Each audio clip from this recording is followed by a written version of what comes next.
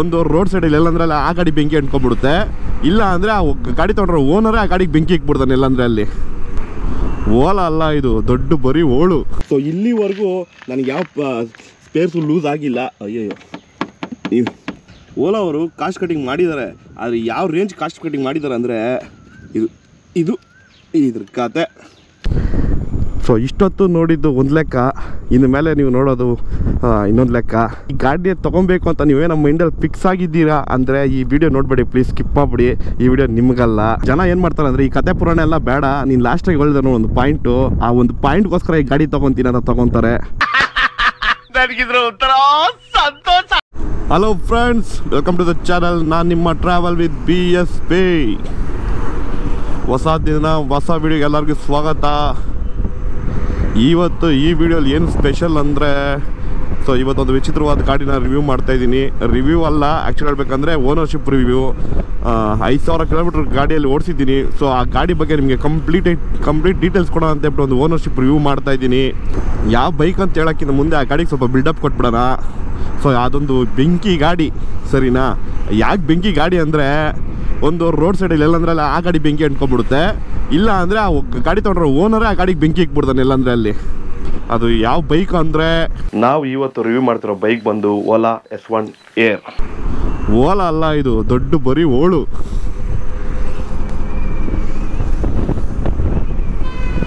So ಈ ಗಾಡಿ ಬಂದು EV ಮಾರ್ಕೆಟಲ್ಲಿ ತುಂಬ ಅಫೋರ್ಡಬಲ್ ಬೈಕು. ಆ್ಯಕ್ಚುಲಿ ಹೇಳ್ಬೇಕಂದ್ರೆ ಓಲಾ ಬೇರೆ ಕಂಪ್ನೀಸ್ ಕಂಪೇರ್ ಮಾಡಿದ್ರೆ ನಮ್ಮ ಹತ್ರ ಬಂದು ಓಲಾ S1 Air. ಸೊ ಇದು 5 ವರ್ಷ ನಾನು 5,000 ಕಿಲೋಮೀಟ್ರ್ ನಾನು ಓಡಿಸಿದ್ದೀನಿ. ಸೊ ಇದ್ರ ಕಂಪ್ಲೀಟ್ ರಿವ್ಯೂ ನಾನು ಕೊಡ್ತೀನಿ, ಗಾಡಿ ಹೇಗಿದೆ ಹೆಂಗಿದೆ. ಸೊ ಈ ಗಾಡಿಗೆ ಪಾಸಿಟಿವ್ ಪಾಯಿಂಟ್ಸ್ ಇದ್ದಾವೆ, ನೆಗೆಟಿವ್ ಪಾಯಿಂಟ್ಸ್ ಇದ್ದಾವೆ. ಸೊ ನಾವು ಒಂದೊಂದೇ ಹೇಳ್ಕೊಂಡು ಹೋಗ್ತೀನಿ, ಅದ್ರಲ್ಲಿ ಯಾವ್ದು ಪಾಸಿಟಿವ್ ಪಾಯಿಂಟ್ಸ್ ಯಾವ್ದು ನೆಗೆಟಿವ್ ಪಾಯಿಂಟ್ಸ್ ಅಂತ ನೀವೇ ಡಿಸೈಡ್ ಮಾಡ್ಕೊಳ್ಳಿ. ಸೊ ಬನ್ನಿ ಗಾಡಿ ಬಗ್ಗೆ ರಿವ್ಯೂ ಸ್ಟಾರ್ಟ್ ಮಾಡೋಣ. ಸೊ ಫ್ರಂಟಿಂದ ಸ್ಟಾರ್ಟ್ ಮಾಡೋಣ. ಫ್ರಂಟಲ್ಲಿ ನಿಮಗೆ 12 ಇಂಚ್ ಟೈರ್ಸ್ ಬರುತ್ತೆ. ಇದು ಬಂದು ಟ್ಯೂಬ್ಲೆಸ್ಸು. ನಿಮಗೆ ನಾರ್ಮಲ್ ರಿಮ್ಸೇ ಬರುತ್ತೆ, ಅಲಾಯ್ ವೀಲ್ಸ್ ಬರಲ್ಲ S1 Airಲ್ಲಿ. S1 Pro ಅಲ್ಲಿ ಮಾತ್ರ ನಿಮಗೆ ಅಲಾಯ್ ವೀಲ್ಸ್ ಬರುತ್ತೆ. ಫ್ರಂಟಲ್ಲಿ ನಿಮಗೆ ಫ್ರಂಟು ಮತ್ತು ಬ್ಯಾಕ್ ಎರಡು ಡ್ರಮ್ ಬ್ರೇಕ್ ಬರುತ್ತೆ, ಬಟ್ ವರ್ಕ್ ಮಾತ್ರ ಡಿಸ್ಕ್ ಬ್ರೇಕ್ ಥರನೇ ಮಾಡುತ್ತೆ. ಬ್ರೇಕ್ಸ್ ಮಾತ್ರ ಹಿಡಿದ್ರೆ ತುಂಬ ಸ್ಟ್ರಾಂಗಾಗಿ ಹಿಡಿಯುತ್ತೆ. 80 ಕಿಲೋಮೀಟರ್ ಸ್ಪೀಡಲ್ಲಿ ಹೋಗ್ತಿದ್ರೆ ಗಾಡಿನ ಮಾತ್ರ ಸಕ್ಕತ್ತಾಗಿ ಕಂಟ್ರೋಲ್ ಮಾಡೋದು. ಬ್ರೇಕ್ಸ್ ಅನ್ನೋದು ನನಗೆ ಈ ಗಾಡೀಲಿ ಇಷ್ಟ ಆಗಿರೋ ಒನ್ ಪಾಯಿಂಟು. ಈ ಫ್ರಂಟಲ್ಲಿ ಮಡ್ ಗಾಡಿ ಇದೆಯಲ್ಲ, ಇದು ನೋಡೋಕ್ಕೆ ಫುಲ್ ಒಂದು ಸ್ಪೋರ್ಟಿ ಲುಕ್ಕು ಕೊಡುತ್ತೆ. ಬಟ್ ಈ ಟ್ರಾಫಿಕಲ್ಲಿ ಮುಂದೆ ಯಾವ್ದಂಗೆ ಗಾಡಿ ಟಚ್ ಮಾಡಿದ್ರೆ ಮೆಡ್ ಗಾಡಿ ಟಚ್ ಆಗೋಲ್ಲ. ಸೊ ನೋಡೋಕೆ ಲುಕ್ಕು ಇದೆ. ಸೊ ಇದರಿಂದ ಡಿಸ್ಟರ್ಬೆನ್ಸು ಜಾಸ್ತಿ ಆಗೋಲ್ಲ.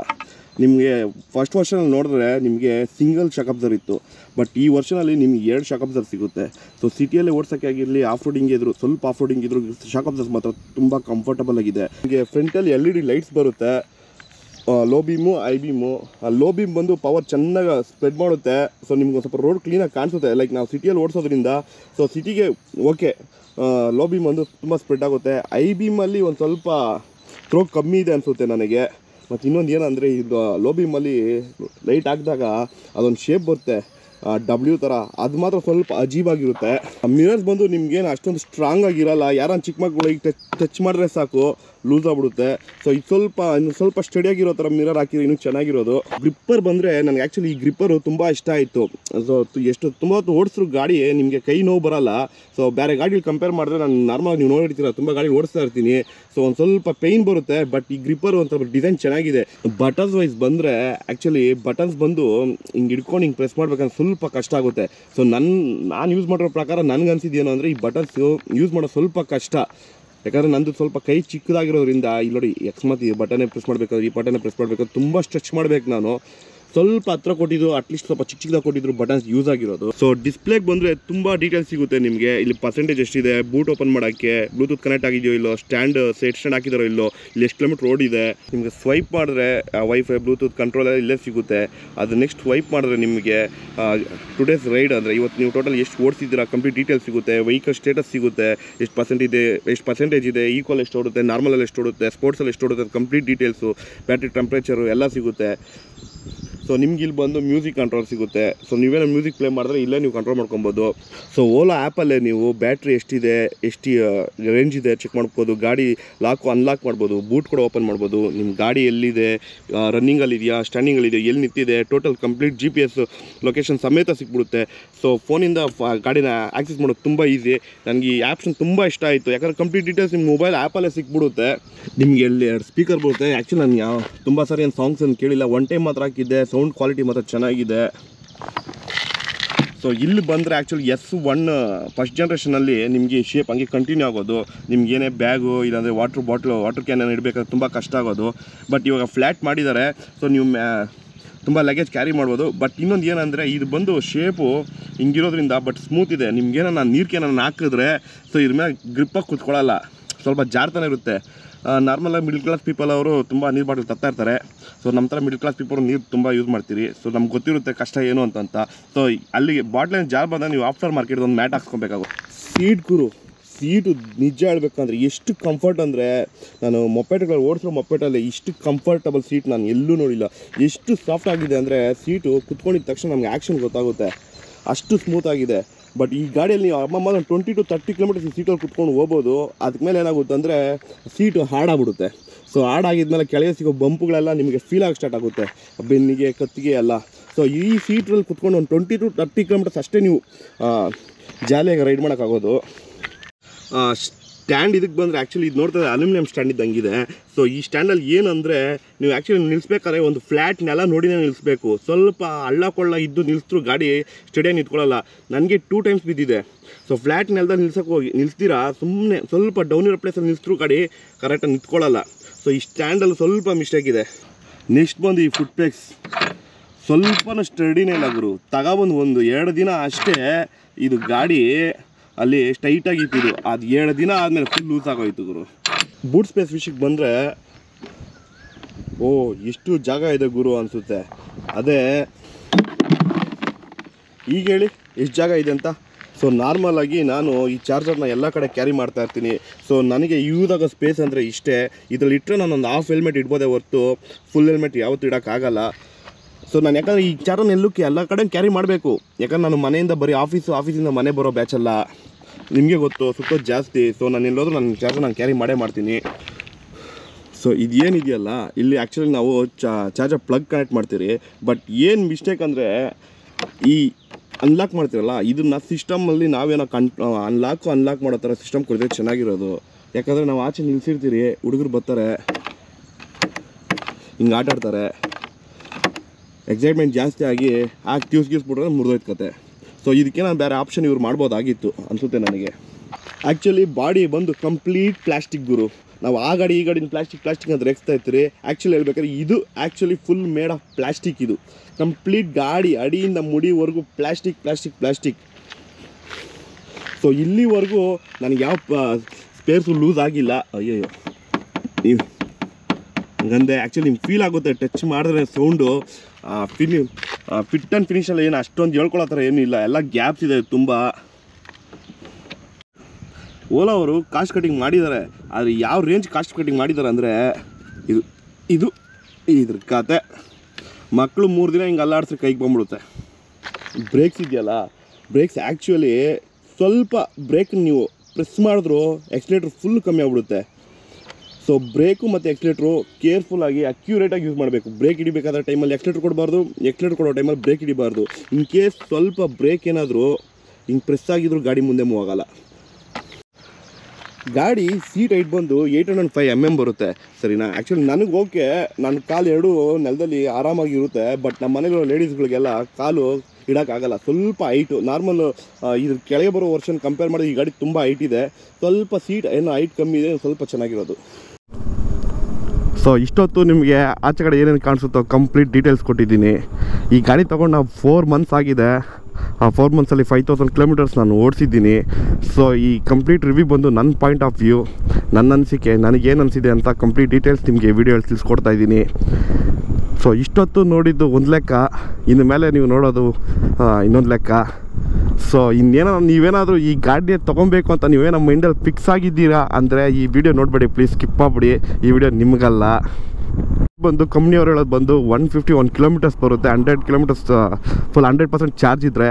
ಬಟ್ ಆ್ಯಕ್ಚುಲಿ ಪ್ರಾಕ್ಟಿಕಲಾಗಿ ಮಾತಾಡಬೇಕಂದ್ರೆ ನಿಮಗೆ ಈ ಗಾಡಿಯಲ್ಲಿ ಸೊ ಈಕೋ ಮೋಡಲ್ಲಿ ಓಡಿಸಿದ್ರೆ 100 ಕಿಲೋಮೀಟರ್ಸ್ ಬರುತ್ತೆ. ಅದೇ ನೀವು ನಾರ್ಮಲ್ ಹಾಕ್ಕೊಂಡು ಏನಾದರೂ ಓಡಿಸಿದ್ರೆ ನಿಮ್ಗೆ ಅರೌಂಡ್ ಒಂದು 80 ಕಿಲೋಮೀಟರ್ಸ್ ಅಷ್ಟೇ ಬರುತ್ತೆ. ಮತ್ತು ಇದರಲ್ಲಿ ಇನ್ನೊಂದು ಏನಂದರೆ ನೀವು ಎಷ್ಟು ಜನ ಕೂತಿದ್ದೀರಾ ಗಾಡಿಯಲ್ಲಿ, ಎಷ್ಟು ವೆಯ್ಟ್ ನೀವು ಕೂತಿದ್ದೀರಾ ಅನ್ನೋದ್ರ ಮೇಲೆ ಮೈಲೇಜು ಡಿಸೈಡ್ ಆಗುತ್ತೆ. ಲೋಡ್ ಜಾಸ್ತಿ ಆದರೆ ಕೂಡ ಮೈಲೇಜ್ ಕಮ್ಮಿ ಆಗುತ್ತೆ. ಇನ್ ಕೇಸ್ ನೀವೇನೋ ಎಕ್ಸ್ಲೇಟ್ರ್ ಜಾಸ್ತಿ ಕೊಟ್ಟರೆ ಮೈಲೇಜ್ ಕಮ್ಮಿ ಆಗುತ್ತೆ. ಇನ್ ಕೇಸ್ ನೀವೇನಾದ್ರು ಜಾಸ್ತಿ ಬ್ರೇಕ್ ಹಿಡಿದ್ರೆ ಕೂಡ ನಿಮ್ಗೆ ಮೈಲೇಜ್ ಕಮ್ಮಿ ಕೊಡುತ್ತೆ. ಸೊ ಈ ಗಾಡಿಯಲ್ಲಿ ನಿಮ್ಗೆ ಎಕ್ಸಾಕ್ಟ್ ನಾರ್ಮಲಲ್ಲಿ 40 to 70 ಕಿಲೋಮೀಟರ್ಸ್ ಓಡಿಸಿದ್ರೆ ನಿಮ್ಗೆ ಅಮ್ಮಮ್ಮ ಅಂದರೆ 80 ಕಿಲೋಮೀಟರ್ಸ್ ಬರುತ್ತೆ. ಅದರಲ್ಲೂ ನಿಮ್ಗೇನಾದರೂ 15% ಕೆಳಗೆ ಹೇಳ್ಬಿಟ್ರೆ ಆಟೋಮೆಟಿಕಾಗಿ ಈಕೋ ಮೋಡ್ಗೆ ಹೋಗ್ಬಿಡುತ್ತೆ. ಈಕೋ ಮೋಡ್ಗೆ ಹೋದರೆ 40 ಕಿಲೋಮೀಟರ್ಸ್ ಮೇಲೆ ನೀವು ಗಾಡಿನ ಹತ್ಸೋಕ್ಕಾಗಲ್ಲ. ಸೊ ಗಾಡಿಯಲ್ಲಿ ಪವರ್ ಸಖತ್ತಾಗಿದೆ, ಎಕ್ಸ್ಲೇಟ್ರ್ ಕೊಟ್ಟರೆ ನುಗ್ಗುತ್ತೆ ಗಾಡಿ, ಸರಿನಾ? ಆದರೆ ಅರ್ಜೆಂಟಿಗೆ ಯೂಸ್ ಆಗಲ್ಲ. ಇನ್ ಕೇಸ್ ನೀವೇನಾದರೂ ಸಡನ್ನಾಗಿ ನಿಲ್ಲಿಸ್ಬಿಟ್ಟು ಅಪ್ಪಲ್ಲಿ ಮೂವ್ ಮಾಡ್ತಾಯಿದ್ರೆ ನೀವು ಎಕ್ಸ್ಲೇಟ್ರ್ ಕೊಟ್ಟರೆ ಗಾಡಿ ಮೂವ್ ಆಗಲ್ಲ, ಜರ್ಕೊಡಿಯುತ್ತೆ. ಇದ್ರೆ ಸ್ವಲ್ಪ ಸ್ಟ್ರೀಪ್ ಇದೆ, ಓಕೆನಾ? ಈಗ ನಾನು ಎಕ್ಸ್ಲೇಟ್ರ್ ಕೊಡ್ತೀನಿ, ಗಾಡಿ ಮೂವ್ ಆಗುತ್ತೆ ಇಲ್ಲ, ನೀವೇ ನೋಡಿ. ತುಂಬ ಡಿಲೇ ತಗೊಳುತ್ತೆ ಗಾಡಿ ಮೂವ್ ಮಾಡಬೇಕಂದ್ರೆ, ತುಂಬ ಡಿಲೇ ತಗೊಳುತ್ತೆ. ಅರ್ಜೆಂಟಾಗಿ ನೀವೇನೋ ಯೂ ಟರ್ನ್ ಮಾಡಬೇಕಂದ್ರೆ ಈ ಗಾಡಿ ನಂಬ್ಕೊಂಡು ಯೂ ಟರ್ನ್ ಫಾಸ್ಟಾಗಿ ಮಾಡೋಕ್ಕೆ ಯಾವತ್ತೂ ಹೋಗಬೇಡಿ. ಯಾಕಂದರೆ ಗಾಡಿ ತಿರ್ಸ್ಬೇಕಾದ್ರೆ ಕೂಡ ಜರ್ಕೊಡಿಯುತ್ತೆ. ಮತ್ತು ಇಲ್ಲಿ ಯೂ ಟರ್ನ್ ಇದೆ, ಸರಿನಾ? ಯೂ ಟರ್ನ್ ಮಾಡ್ಬೇಕು ನಾನು. ನೋಡಿ ಗಾಡಿ ಒಂದು ಫ್ಲೋಗೆ ಮೂವ್ ಆಗಲ್ಲ, ಯಾಕಂದ್ರೆ ತುಂಬ ಜರ್ಕೊಡಿಯುತ್ತೆ. ಸೊ ಅರ್ಜೆಂಟಾಗಿ ನೀವೇನೋ ರೋಡ್ ಕ್ರಾಸ್ ಮಾಡಬೇಕು ಅಂದರು, ಇಲ್ಲ ಒಂದು ಯೂ ಟರ್ನ್ ತೊಗೊಬೇಕು ಅಂದರು, ಈ ಗಾಡಿ ನಂಬ್ಕೊಂಡು ಧೈರ್ಯ ಮಾಡಿ ದಯವಿಟ್ಟು ಫಾಸ್ಟಾಗಂತೂ ಯೂ ಟರ್ನು ಮತ್ತು ರೋಡ್ ಕ್ರಾಸ್ ಮಾಡೋಕ್ಕೆ ಹೋಗಬೇಡಿ. ಆರಾಮಾಗಿ ಮಾಡಬೇಕಷ್ಟೆ. ಮತ್ತು ಇನ್ ಕೇಸ್ ನೀವೇನು ಹೋಗ್ಬೇಕಾದ್ರೆ ಬ್ರೇಕ್ ಹಿಂಗೆ ಹಿಡಿದಿದ ತಕ್ಷಣ ಗಾಡಿ ಆಟೋಮೆಟಿಕ್ಕಾಗಿ ಎಕ್ಸ್ಲೇಟರ್ ಫುಲ್ ಕಮ್ಮಿ ಆಗುತ್ತೆ. ಸೊ ಆಟೋಮೆಟಿಕ್ಕಾಗಿ ಸ್ಲೋ ಆಗುತ್ತೆ. ಸೊ ಹೈವೇಲಿ ಏನಾದರೂ ಗಾಡಿನ ಕ್ರೂಸ್ ಮಾಡಿದ್ರಿ ಅಂದರೆ ಸಖತ್ ಫಾಸ್ಟ್ ಹೋಗುತ್ತೆ. ನಿಮಗೆ ಈಕೋ ಮೋಡಲ್ಲಿ 0 to 40 ಕಿಲೋಮೀಟರ್ಸ್ ಹೋಗುತ್ತೆ. ಅದೇ ನೀವು ನಾರ್ಮಲ್ ಮೋಡಲ್ಲಿ 70 ಕಿಲೋಮೀಟರ್ಸ್ವರೆಗೂ ನೀವು ಟಾಪ್ ಸ್ಪೀಡ್ ಹೊಡಿಬೋದು. ಅದೇ ಸ್ಪೋರ್ಟ್ಸ್ ಮೋಡ್ಗೆ ಹೋದರೆ 90 ಕಿಲೋಮೀಟರ್ಸ್ ಹೋಗುತ್ತೆ. ಗಾಡಿ ವೆಯ್ಟ್ ಬಂದು ತುಂಬ ಕಮ್ಮಿ, ಸರಿನಾ? ವೆಯ್ಟ್ ಮರ್ತ್ಬಿಟ್ಟಿದ್ದೀನಿ, ಸೊ ಗೂಗಲ್ ಚೆಕ್ ಮಾಡ್ಕೊಳ್ಳಿ. ಇನ್ ಕೇಸ್ ಗಾಡಿಯಲ್ಲಿ ಹೋಗ್ಬೇಕಾದ್ರೆ ಲಾರಿನೋ ಬಸ್ ಪಕ್ಕದಲ್ಲಿ ಹೋದರೆ ಗಾಡಿ ಅಲ್ಲಾಡುತ್ತೆ. ಇನ್ ಕೇಸ್ ಗಾಡಿ ಏನೋ ಬೈ ಮಿಸ್ಟೇಕ್ ಅದೇ ಜಾಸ್ತಿ ಬಂದರೂ ಕೂಡ ಗಾಡಿ ಅಲ್ಲಾಡುತ್ತೆ. ಸೊ ಆವಾಗ ಸ್ವಲ್ಪ ಕಾನ್ಫಿಡೆನ್ಸ್ ಲೆವೆಲ್ ಕಮ್ಮಿ ಆಗುತ್ತೆ. ಬ್ರೇಕ್ ವೈಸ್ ಬಂದರೆ ಮಾತ್ರ ಗಾಡಿ ಬ್ರೇಕ್ಸ್ ಮಾತ್ರ ಸಖತ್ ಹಾರ್ಕೋಗುತ್ತೆ. ಎಷ್ಟು ಫಾಸ್ಟ್ ಹೋಗ್ತಾಯಿದ್ರೆ ನೀವು ಸಡನ್ನಾಗಿ ನಿಲ್ಲಿಸ್ಬೋದು. ಸಸ್ಪೆನ್ಷನ್ ಹತ್ರಕ್ಕೆ ಬಂದರೆ ಮಾತ್ರ ಗಾಡಿ ಸಸ್ಪೆನ್ಷನ್ನು ಸಿಟಿಯಲ್ಲಿ ಯೂಸ್ಗೆ ಆಗಿರಲಿ ಸ್ವಲ್ಪ ಹಳ್ಳ ಇದ್ರೂ ಕೂಡ ಆರಾಮಾಗಿ ಮ್ಯಾನೇಜ್ ಮಾಡ್ಬೋದು. ಗಾಡಿ ಮಾತ್ರ ಸ್ಮೂತ್ ರೈಡ್ ಇರುತ್ತೆ. ಇದರಲ್ಲಿ ತುಂಬ ಮೇಜರ್ ಇಶ್ಯೂಸ್ ನಾನು ನೋಡಿದ್ದು ಏನು ಅಂದರೆ ಡಿಸ್ಪ್ಲೇನಿದೆ ಗೊತ್ತಾ, ಅದು 2-3 ಡೇಸ್ಗೆ ಹ್ಯಾಂಗ್ ಆಗಿಬಿಡುತ್ತೆ. ಸೊ ನೀವು ಎವ್ರಿ 2-3 ಡೇಸ್ ಗಾಡಿನ ರೀಸ್ಟಾರ್ಟ್ ಮಾಡಲೇಬೇಕು, ಸರಿನಾ? ಇನ್ ಕೇಸ್ ವಾಟರ್ ಸರ್ವಿಸ್ ಮಾಡಿಸಿ ನೀವು ಅನ್ಲಾಕ್ ಮಾಡೋಕ್ಕೆ ಹೋದರೆ ಆಗಲ್ಲ. ಮನೇಲಿ ನಿಂತಾಗ ಒಂದು ಟೈಮ್ ಅನ್ಲಾಕ್ ಮಾಡೋಕ್ಕಾಗಲ್ಲ. ಯಾರೋ ನಿಂತಿರೋ ಜಾಗದಲ್ಲಿ ಬಂದು ನಿಮ್ಮ ಗಾಡಿನ ಯಾರೋ ಅಷ್ಟು ಹ್ಯಾಂಡಲ್ ಗಿಲ್ನ ಇದು ಮಾಡೋದು, ಗಾಡಿ ಬೀಳ್ಸೋದು ಮಾಡಿದ್ರೆ ಕೂಡ ಹ್ಯಾಂಗ್ ಆಗಿಬಿಡುತ್ತೆ. ನಾನು ತುಂಬ ಸರಿ ನನ್ನ ಫ್ರೆಂಡ್ಸ್ ಕೈಲಿ ಕಳ್ಸಿದ್ದೀನಿ. ಒಂದು 3 ಸತಿ ನನ್ನ ಫ್ರೆಂಡ್ ಎತ್ಕೊಂಡೋಗಿದ್ದಾರೆ. ಎತ್ಕೊಂಡೋಗಿದ್ದ ಕಡೆ ಎಲ್ಲ ಇಂಜಿನ್ ಲಾಕ್ ಆಗಿಬಿಟ್ಟು ಗಾಡಿ ಕೊಟ್ಟಿದ್ದು ತಪ್ಕ ಮತ್ತೆ ನನ್ನ ಗಾಡಿ ಎತ್ಕೊಂಡು ನಾನೇ ಹೋಗಿ ಅವ್ರಿಗೆ ಗಾಡಿನ ಅನ್ಲಾಕ್ ಮಾಡಿಕೊಡ್ಬೇಕು.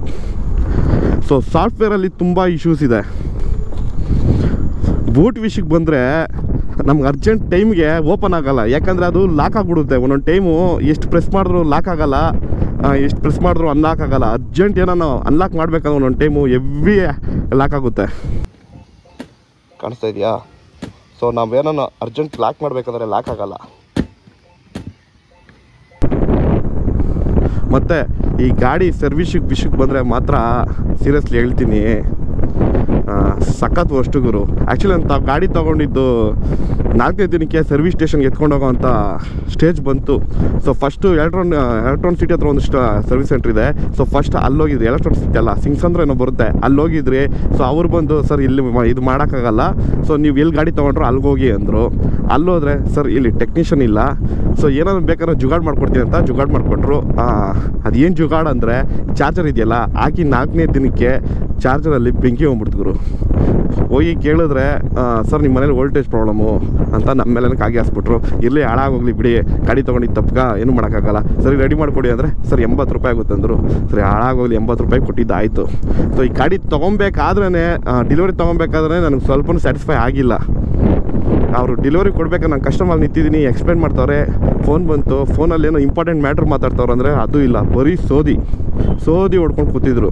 ಸೊ ಅಲ್ಲೇ ಡಿಸಪಾಯಿಂಟ್ ಆಗೋಯ್ತು. ಸರ್ವಿಸ್ ಸೆಂಟರ್ ಕಡೆ ಮಾತ್ರ ಗಾಡಿ ಎತ್ಕೊಂಡು ಹೋಗಬೇಡಿ. ಸೊ ನಿಮ್ಗಂತೂ ಇರಿಟೇಟ್ ಆಗ್ಬಿಡುತ್ತೆ. ಬೆಳಗ್ಗೆ ಆಫೀಸ್ಗೆ ಹೋದ್ರ, ಸಾಯಂಕಾಲ ಬಂದ್ರ, ಮಗುನ ಸ್ಕೂಲ್ಗೆ ಡ್ರಾಪ್ ಮಾಡಿದ್ರ, ತರಕಾರಿ ತಂದ್ರ, ಹಾಲು ತಂದ್ರ, ಮನೆಗೆ ನೀರು ಕ್ಯಾನ್ ತಂದ್ರ, ಅಷ್ಟಕ್ಕೆ ಮಾತ್ರ ಯೂಸ್ ಮಾಡಿ. ಈ ಗಾಡಿ ಎತ್ಕೊಂಡೋಗಿ ನಂದಿ ಹಿಲ್ಸಲ್ಲಿ ಹೋಗಿ ರೀಲ್ಸ್ ಮಾಡ್ತೀನಿ, ಮೈಸೂರಿಗಾಗಿ ಪಲಾವ್ ತಿಂತೀನಿ ಅಂತ ಸಾಧನೆಗಳೆಲ್ಲ ಮಾಡೋಕ್ಕೆ ಹೋಗಬೇಡಿ. ಯಾಕಂದರೆ ರೇಂಜ್ ಬಂದು ತುಂಬ ಕಮ್ಮಿ. ಕಂಪ್ನಿ ಹೇಳೋದೇ ಒಂದು ಲೆಕ್ಕ, ಇಲ್ಲಿ ಬರೋದೇ ಒಂದು ಲೆಕ್ಕ. ಕೇಳಿದ್ರೆ ಸರ್ ಅದು ಫುಲ್ ಎಕ್ಸ್ಪರ್ಟ್ಸ್ ಕೈಯಲ್ಲಿ ಮಾತ್ರ ನಾವು ಕೊಟ್ಟಿರೋ ರೇಂಜ್ನ ಟಾರ್ಗೆಟ್ನ ರೀಚ್ ಮಾಡೋಕ್ಕಾಗುತ್ತೆ, ನಿಮ್ಮ ಕೈಯಲ್ಲೆಲ್ಲ ಆಗಲ್ಲ. ಯಾಕಂದರೆ ಇದನ್ನು ಬ್ರೇಕ್ ಬಂದು ಇಲ್ಲಿ ಹಿಡಿಬೋದು, ಅದೇ ಥರ ಗಾಡಿಯಲ್ಲಿ ಸ್ಲೋ ಮಾಡಬೇಕಾದ್ರೆ ಇಲ್ಲೂ ಸ್ಲೋ ಮಾಡ್ಬೋದು. ಎಕ್ಸ್ಲೇಟ್ರನ್ನ ಉಲ್ಟಾ ಹೊಡೆದ್ರೆ ಗಾಡಿ ಸ್ಲೋ ಆಗುತ್ತೆ. ಸೊ ಈ ಬ್ರೇಕೆಲ್ಲ ಯೂಸ್ ಮಾಡಿದ್ರೆ ನಿಮಗೆ ಆ ರೇಂಜ್ ಸಿಗುತ್ತೆ ಅಂತ ಒಂದು ಕತೆ ಹೇಳ್ತಾರೆ. ಸೊ ಪ್ರಾಕ್ಟಿಕಲ್ ಲೈಫಲ್ಲೇ ಅದು ವರ್ಕೌಟ್ ಆಗಲ್ಲ, ಅದೇನಿದ್ರು ಪೇಪರ್ಸಲ್ಲೇ ನಡೆಯೋದು. ನಾನು ಒಂದು ಓಲಾ ಕಂಪ್ನಿಯವ್ರಿಗೆ ಏನು ಹೇಳ್ತೀನಿ ಅಂದರೆ, ನೀವು ಪ್ರಾಡಕ್ಟ್ ಸೇಲ್ ಮಾಡೋದ್ರ ಬಗ್ಗೆ ಕೊಡೋ ಇಂಪಾರ್ಟೆನ್ಸು ಗಾಡಿ ಕಸ್ಟಮರ್ ನಂಬಿಕೆ ಉಳಿಸ್ಕೊಳ್ಳೋದಕ್ಕೂ ಸ್ವಲ್ಪ ಸರ್ವಿಸ್ ಬಗ್ಗೆ ಇಂಪ್ರೂವ್ಮೆಂಟ್ ಮಾಡಬೇಕು. ನೀವು ಎಷ್ಟೊತ್ತು ಸೇಲ್ಸ್ ಬಗ್ಗೆ ಯೋಚನೆ ಮಾಡ್ತಾಯಿದ್ದೀರ ಹೊರತು ಕಸ್ಟಮರ್ ನಂಬಿಕೆ ಹೇಗೆ ಉಳಿಸ್ಕೊಳ್ಳೋ ಅಂತ ಮಾತ್ರ ನೀವು ಟ್ರೈ ಮಾಡ್ತಾನೇ ಇಲ್ಲ. ತಿಂಗಳಿಂದ ಈ ಗಾಡಿ ಓಡಿಸ್ತಾ ಇದ್ದೀನಿ, 5,000 ಕಿಲೋಮೀಟ್ರ್ ಓಡಿಸಿದ್ದೀನಿ. ಸೊ ಈ 5,000 ಕಿಲೋಮೀಟ್ರಲ್ಲಿ ನಾನು ₹1 ಪೆಟ್ರೋಲ್ ಹಾಕ್ಸಿಲ್ಲ, ₹1 ಸರ್ವಿಸ್ ಖರ್ಚು ಮಾಡಿಲ್ಲ. ನೀವು ಫಾರ್ ಎಕ್ಸಾಂಪಲ್ಲು 5,300 ಕಿಲೋಮೀಟ್ರ್ ಇದೆ. ಸೊ ಇದನ್ನು ನೀವು 35 ಕಿಲೋಮೀಟ್ರ್ ಡಿವೈಡ್ ಮಾಡಿದ್ರೆ ನಿಮ್ಗೆ ಅರೌಂಡ್ ಒಂದು 51 ಲೀಟ್ರ್ ಬರುತ್ತೆ. ಸೊ ನಿಮ್ಮ ಪೆಟ್ರೋಲ್ ಕಾಸ್ಟೇ ಬಂದು 15,000 ಬಿತ್ತು. ಸೊ 2 ಸರ್ವಿಸು ನಾರ್ಮಲಾಗಿ ಮೊಪೆಟ್ಗಳು 2,500 ಕಿಲೋಮೀಟ್ರ್ ಸರ್ವಿಸ್ ಮಾಡಿಸ್ಬೇಕು. ಸೊ ಒಂದು ಸರ್ವಿಸ್ಗೆ ನೀವು ₹2,000 ಅಂದರೆ ಇಟ್ಕೊಂಡ್ರು 2 ಸರ್ವಿಸ್ 4,000 ಆಯಿತು. ಟೋಟಲ್ ನಿಮಗೆ 19,000. ಸೊ 4 ತಿಂಗಳಲ್ಲಿ 5,000 ಕಿಲೋಮೀಟ್ರ್ ಓಡಿಸಿದ್ರೆ ನಿಮ್ಗೆ 19,000 ಸೇವ್ ಆಯಿತು. ನಿಮ್ಮ ಪಾಕೆಟಲ್ಲಿ ಕತ್ತರಿ ಬಿದ್ದಿಲ್ಲ. ಸೊ ನಾನು ಈ ಗಾಡಿಗೆ 1,20,000 ಕೊಟ್ಟಿದ್ದೆ. ಸೊ ಆಲ್ರೆಡಿ 20,000 ನಾನು ರಿಕವರ್ ಮಾಡಿಬಿಟ್ಟಿದ್ದೀನಿ. ಸೊ ಇದೇ ಥರ ಇನ್ನೊಂದು 30,000 ಕಿಲೋಮೀಟ್ರನ್ನು ಓಡಿಸಿದ್ರೆ ಈ ಗಾಡಿಗೆ ಹಾಕಿರೋ ಬಂಡವಾಳ ಬಿಲ್ಕುಲ್ ವಸೂಲಿ ಮಾಡಿಬಿಡ್ತೀನಿ. ಅದಾದಮೇಲೆ ನಾನು ಏನು ಓಡಿಸ್ತೀನಿ ಅಷ್ಟು ನನಗೆ ಫ್ರೀ. ಈ ಗಾಡಿ ಬಂದು 4 to 5 ಅವರ್ಸಲ್ಲಿ ಚಾರ್ಜ್ ಆಗಿಬಿಡುತ್ತೆ, ಮ್ಯಾಕ್ಸಿಮಮ್ 100% ಆಗಿಬಿಡುತ್ತೆ. ಸೊ ಒಂದು ಫುಲ್ ಚಾರ್ಜ್ಗೆ ನಿಮಗೆ 3 ಯೂನಿಟ್ ಏನೋ ಖರ್ಚಾಗುತ್ತೆ. ಸರಿನಾ? ಇವಾಗ ಅಟ್ ಪ್ರೆಸೆಂಟ್ ಒಂದು ಯೂನಿಟ್ ಎಷ್ಟು ₹7 ಇದೆ. ಸೊ ಒಂದಿನ ಫುಲ್ಲು ನೀವು 100 ಕಿಲೋಮೀಟರ್ಸ್ ಓಡಿಸಿದ್ರೆ ನಿಮಗೆ ಬೀಳೋ ಖರ್ಚು ₹21 ಅಷ್ಟೇ. ಫಾಸ್ಟ್ ಚಾರ್ಜರ್ಗಳು ಸಿಗ್ತವೆ. ಸೊ ಮ್ಯಾಕ್ಸಿಮಮ್ ತುಂಬ ಜಾಸ್ತಿ ಯೂಸ್ ಮಾಡಬೇಡಿ. ಯಾಕಂದರೆ ನೀವು ಪವರ್ ಚಾರ್ಜರ್ ಜಾಸ್ತಿ ಯೂಸ್ ಮಾಡೋದ್ರಿಂದ ಹಿಂದೆ ಚಾರ್ಜ್ ಆಗ್ತಿರಲ್ಲ, ಸಾಕೆಟ್ ಏನಿದೆ ಅದು ಸ್ಪಾಯ್ಲ್ ಆಗಿಬಿಡುತ್ತೆ. ಬೆಟರ್ ನೀವು ಮನೇಲಿ ಏನು ಚಾರ್ಜರ್ ಇದೆಯೋ ಅದೇ ತುಂಬ ಯೂಸ್ ಮಾಡಿ. ಸೊ ಮತ್ತು ಚಾರ್ಜರ್ನ ಕೇರ್ಫುಲ್ಲಾಗಿ ನೋಡ್ಕೊಳ್ಳಿ. ಸ್ಟಾಕ್ ಚಾರ್ಜರ್ ಹೋಯ್ತು ಅಂದರೆ ಹೊಸ ಚಾರ್ಜ್ ತೊಗೊಬೇಕಾದ್ರೆ 15,000 ಆಗುತ್ತೆ. ಸೊ ಕೇರ್ಫುಲ್ಲಾಗಿ ಯೂಸ್ ಮಾಡ್ಕೊಳ್ಳಿ. ಈ ಬಗ್ಗೆ ಇಷ್ಟು ಕತೆ ಪುರಾಣ ಎಲ್ಲ ಹೇಳಿದ್ದೀನಲ್ಲ. ಸೊ ಜನ ಏನು ಮಾಡ್ತಾರೆ ಅಂದರೆ, ಈ ಕತೆ ಪುರಾಣ ಎಲ್ಲ ಬೇಡ, ನೀನು ಲಾಸ್ಟಾಗಿ ಹೇಳಿದ್ರು ಒಂದು ಪಾಯಿಂಟು, ಆ ಒಂದು ಪಾಯಿಂಟ್ಗೋಸ್ಕರ ಈ ಗಾಡಿ ತೊಗೊತೀನಿ ಅಂತ ತೊಗೊತಾರೆ. ಅದೇ ಥರ ನಾನು ಲಾಸ್ಟ್ ಪಾಯಿಂಟ್ ಕೇಳಿನೇ ನಾನು ಈ ಗಾಡಿ ತೊಗೊಂಡೆ. ಸೊ ಬೆಟರ್ ನೀವು ಈ ಗಾಡಿ ತೊಗೊಬೇಕಾದ್ರೆ ಹಿಂದೆ ಮುಂದೆ ಒಂದು ಯೋಚನೆ ಮಾಡಿ. ಓಲಾ ಅವರು ಸರ್ವಿಸ್ನ ನಾನು ಇಂಪ್ರೂವ್ ಮಾಡಿಕೊಂಡ್ರೆ ಮಾತ್ರ ಈ ಗಾಡಿ ತೊಗೊಳ್ಳಿ. ಇಲ್ಲ ಅಂದರೆ ನಿಮಗೆ ಆ ಮಾರ್ಕೆಟಲ್ಲಿ ತುಂಬ ಬೇಜಾನ್ ಆಪ್ಷನ್ ಇದೆ, ಒಂದು 10,000-20,000 ಎಕ್ಸ್ಟ್ರಾ ಆಗ್ಬೋದು. ಬೆಟರ್ ನೀವು ಅದಕ್ಕೆ ಹೋಗ್ಬಿಡಿ. ನೀವೇನಾದರೂ ಗಾಡಿ ಇಕ್ಕಿದ್ದೀರಾ ಅಂದರೆ, ಮನೇಲಿ ಇದೊಂದೇ ಇತ್ತು ಅಂದರೆ ಮಾತ್ರ ಬೇಡ. ನಿಮ್ಮ ಹತ್ರ ಸ್ಪೇರ್ಗೆ ಇನ್ನೊಂದು ಪೆಟ್ರೋಲ್ ವೆಹಿಕಲ್ ಇದ್ದು ಆಮೇಲೆ ವಿಗೆ ಹೋಗ್ತೀನಿ ಅಂದರೆ ಬೆಸ್ಟು. ಯಾಕಂದರೆ ಎಲ್ಲ ಸತಿ ಇದು ನಮಗೆ ಸಾಥ್ ಕೊಡುತ್ತೆ ಅಂತ ಗ್ಯಾರಂಟಿ ನಾನು ಕೊಡಲ್ಲ. ಸೊ ಯಾವತ್ತೂ ಮನೇಲಿ ಸ್ಪೇರ್ ಗಾಡಿ ಇರಲೇಬೇಕು. ಯಾಕಂದರೆ ಇದು ಚಾರ್ಜ್ ಆಗಿರೋ ಟೈಮಲ್ಲಿ ನಿಮ್ಗೆ ಅರ್ಜೆಂಟೆಲ್ಲ ಹೋಗ್ಬೇಕಾದ್ರೆ ಆ ಪೆಟ್ರೋಲ್ ಸ್ಪೇರ್ ಗಾಡಿನೇ ಯೂಸ್ ಆಗೋದು. ನೀವೇನಾದರೂ ಒಂದು ದಿನದಲ್ಲಿ ಅರೌಂಡ್ 70 ಕಿಲೋಮೀಟರ್ಸ್ 80 ಕಿಲೋಮೀಟರ್ ಓಡಿಸ್ತೀರ ಅಂದರೆ ಈ ಗಾಡಿ ಕಂಪಲ್ಸರಿ ತೊಗೊಳ್ಳಿ. ಯಾಕಂದ್ರೆ ನಿಮ್ಗೆ ತುಂಬ ಯೂಸ್ ಆಗುತ್ತೆ. ಯಾಕಂದರೆ ಡೈಲಿ ನೀವು ₹200 ಪೆಟ್ರೋಲ್ ಕಾಸ್ಟ್ ಸೇವ್ ಮಾಡ್ಬೋದು. ಇನ್ ಕೇಸ್ ನಿಮ್ಮ ಹತ್ರ ಏನಾದರೂ ಬೇರೆ ಗೇರ್ ಗಾಡಿನೋ ಇಲ್ಲಾಂದರೆ ನಾರ್ಮಲ್ ಪೆಟ್ರೋಲ್ ಗಾಡಿ ಯಾವುದೋ ಇತ್ತು ಅಂದರೆ ತಿಂಗಳೆಲ್ಲ ಪೆಟ್ರೋಲ್ ಮಿಗಿಲಿಸಿ ಮಂತ್ ಎಂಡಲ್ಲಿ ಅದೇ ಪೆಟ್ರೋಲ್ ಹಾಕ್ಸ್ಕೊಂಡು ಒಂದು ರೈಡ್ ಹೋಗ್ರಿ, ಇಲ್ಲ ಒಂದು ಟ್ರಿಪ್ ಹೋಗ್ರಿ, ಲೈಫ್ ಮಜಾ ಮಾಡಿ. ಮೇಜರ್ ಪಾರ್ಟ್ಸು ಇಶ್ಯೂ ಆಗ್ದಿರ ಏನೋ 50,000 ಕಿಲೋಮೀಟ್ರ್ ಹಿಂಗೆ ನಾನು ಓಡಿಸ್ಬಿಟ್ರೆ ನಾನು ಕೊಟ್ಟಿರೋ ಪೈಸೆ ಟು ಪೈಸೆ ವಸೂಲಿ ಮಾಡಿಬಿಡ್ತೀನಿ. ನಾನು ಟೈಮ್ ಬ್ಯಾಡಾಗಿ ಏನನ್ನ ಬ್ಯಾಟ್ರಿನೋ ಮೋಟ್ರೋ ಗೀಟ್ರೋ ದೇವ್ರಾಯಿತು ಅಂದರೆ ನನ್ನ ಕತೆ ದೇವ್ರೆ. ಸೊ ಆ ಥರ ಏನು ಇಶ್ಯೂ ಬರೆದ್ರೆ ಗಾಡಿ ಹಂಗೆ ಇರಲಿ ಅಂತಂತ ಸೊ ನಾನು ಗಾಡಿ ತೊಗೊಂಡಿದ್ದೀನಿ. ಸೊ ಡೈಲಿ ಯೂಸ್ಗೆ ಮತ್ತು ಆಫೀಸ್ ಔಟ್ ಬರೋದಕ್ಕೆಲ್ಲ ಚೆನ್ನಾಗಿದೆ ಗಾಡಿ. ಸ್ವಲ್ಪ ಇಶ್ಯೂಸ್ ಇದ್ದಾವೆ ಗಾಡಿ ಅಂದಮೇಲೆ, ಪಾಸಿಟಿವ್ಸ್ ಇರುತ್ತೆ, ನೆಗೆಟಿವ್ಸ್ ಇರುತ್ತೆ. ಸೊ ನಿಮಗೆ ಪಾಸಿಟಿವ್ಸ್ ಅಂದರೆ ತುಂಬಾ ಇದ್ದಾವೆ, ನಾನು ಇಷ್ಟೊತ್ತು ಹೇಳಿದ್ದೀನಿ. ಸೊ ನೋಡಿ ಯೋಚನೆ ಮಾಡಿ ಈ ಗಾಡಿನ ತೊಗೊತೀರ ಅಂದರೆ ನಿಮ್ಗೆ ಬಿಟ್ಟಿದ್ದು. ನನ್ನ ಪಾಯಿಂಟ್ ಆಫ್ ವ್ಯೂವಲ್ಲಿ ನಾನು ನಿಮ್ಗೆ ಹೇಳಿದ್ದೀನಿ. ಸೊ ಈ ಥರ ವೀಡಿಯೋಸ್ ನಿಮ್ಗೆ ಇನ್ನೂ ಕಂಪ್ಲೀಟ್ ಬೇಕು ಅಂದರೆ ನಿಮ್ಗೆ ಗೊತ್ತು ಏನು ಮಾಡಬೇಕಂತ. ಸೊ ಇಲ್ಲಿಗೆ ಈ ವಿಡಿಯೋನ ಫಿನಿಷ್ ಮಾಡ್ತಾಯಿದ್ದೀನಿ. ಬರೋಣವಾ?